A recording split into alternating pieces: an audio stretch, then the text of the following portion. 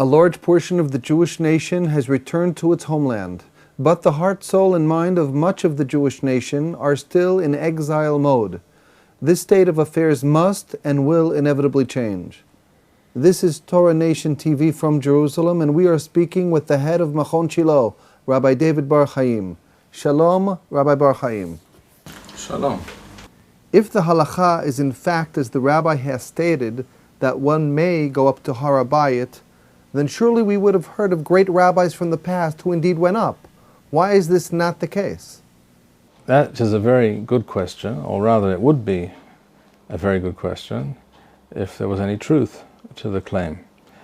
In fact, this claim is based on ignorance and an assumption. The assumption is that if one is not aware of one's father or grandfather or one's rabbi of one's hometown having gone to Har HaBayit and not having heard about it, then it must be the case that all great rabbis in all generations have adopted this position and have thought that going on to Har HaBayit is asur. But in fact, nothing could be further from the truth.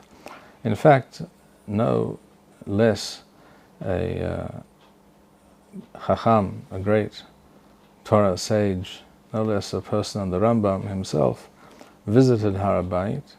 We know this for a fact. We have this in two written documents which prove this fact, and I will briefly mention them to you and read them to you now.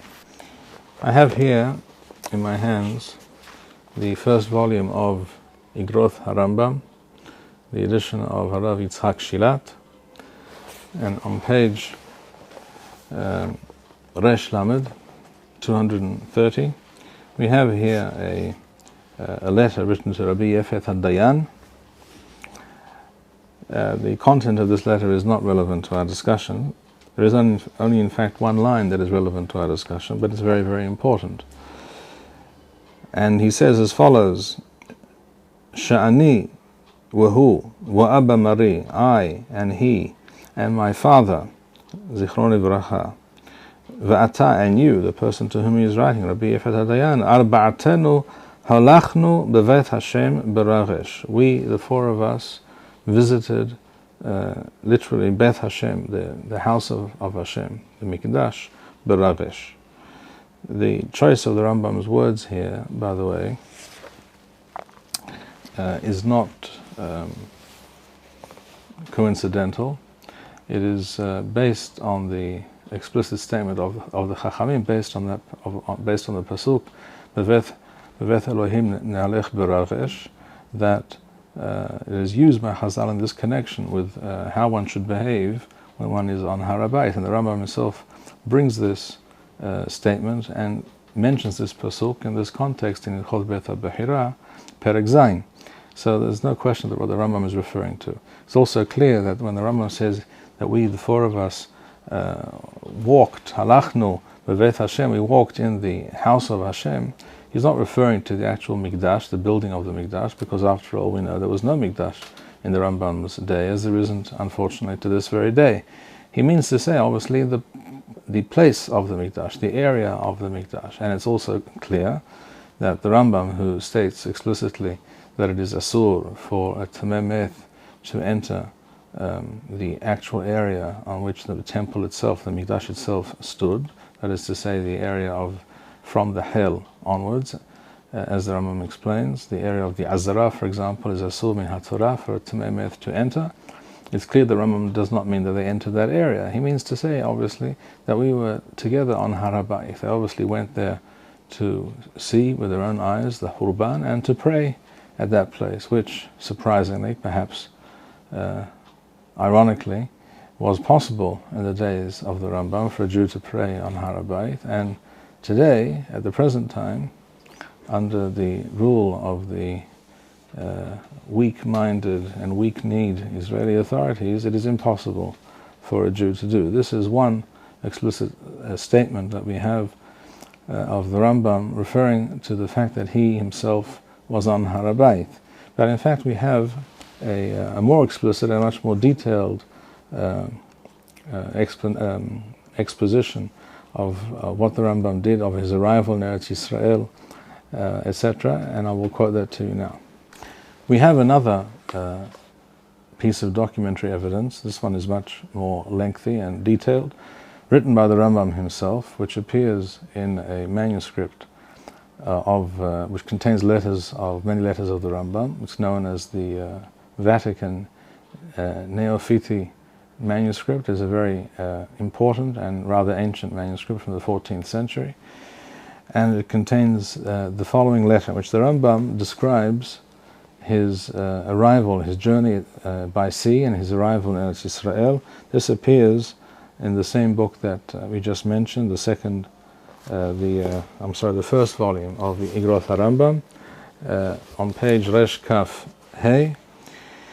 The Rambam writes as follows: Belel Ahad b'Shabbat, on the night on Sunday, on Motzei Shabbat, the beginning of Sunday, that is to say, Bar-Arba Yamim Yerach Iyar, the fourth day of the month of Iyar, Nichnasti Layam, we entered the sea. In other words, we got on board a ship and we were at sea.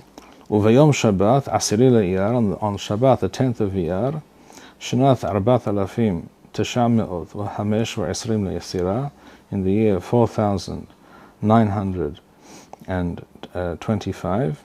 Amad Alenu Nachshor Shebayam Letov'enu. Here the Rambam describes in detail how there was a great storm, and it was apparently touch and go whether they were going to actually make it alive out of the storm at sea.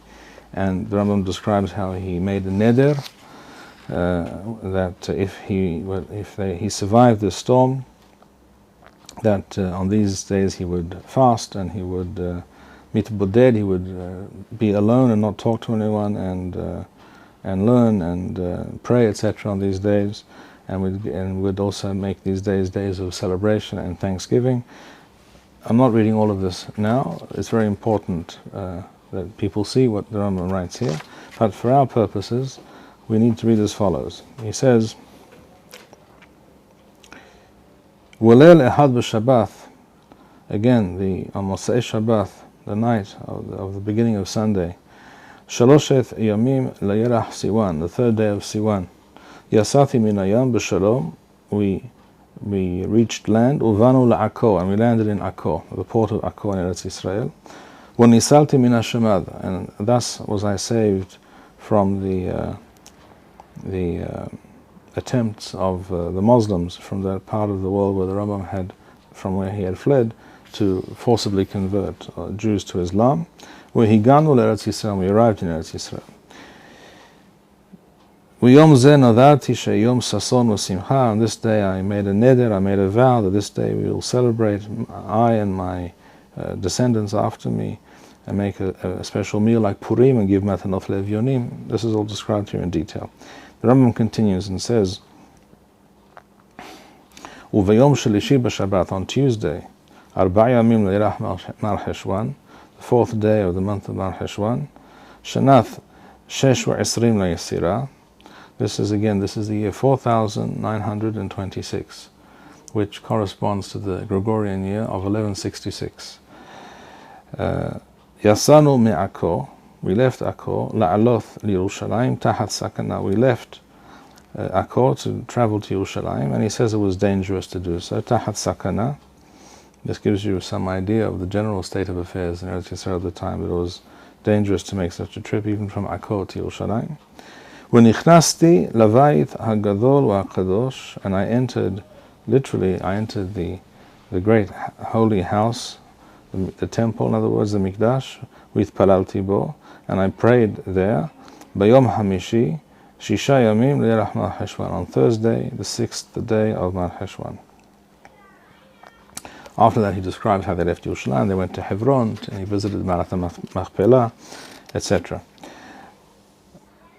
So here we have an explicit account written by the Rambam himself, an autobiographic account, how the Rambam, and from we saw in the other source we just read, he was not alone when he went to Har HaBayit, he was with his father and with another two people, all of them Talmidei Chachamim. They visited Har HaBayit and they prayed on Har HaBayit. When the Rambam, of course, says Nichnasti l'bayit hagadol hakadosh, that I entered the great and holy house, he doesn't mean literally the great and holy house. That is to say, the Beit Mikdash was not standing, obviously, as we know, and he couldn't have meant, as we explained before, the areas which are forbidden for a Jew to enter today, at the present time, if he is probably or certainly a tameh meth, defiled by contact with the dead. Obviously he means he was on Har HaBayit, as we explained, and this took place on the day and the date specified by the Rambam. So here we have before us explicit historical evidence, documentary evidence from two separate sources, both of them written by the Rambam, in which he describes his visit to Har HaBayit on that day that he mentions in the year 1166, and he was able to pray on Har HaBayit, the very thing that Jews today are fighting for, the right to pray on Har HaBayit. The Rambam was able to do at that time, ironically enough.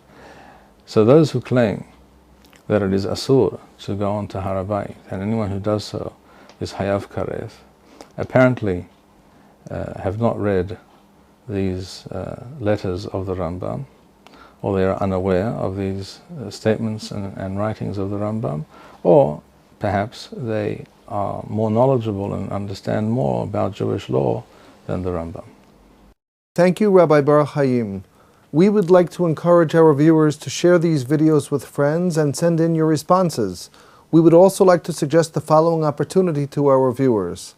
If you identify with Rabbi Bar-Hayim's message and would like to sponsor or dedicate a video interview with the rabbi in honor or memory of a loved one, if you would like to obtain Birkon Nusach Eretz Yisrael or invite the rabbi for a speaking engagement, please email us at office@machonshilo.org.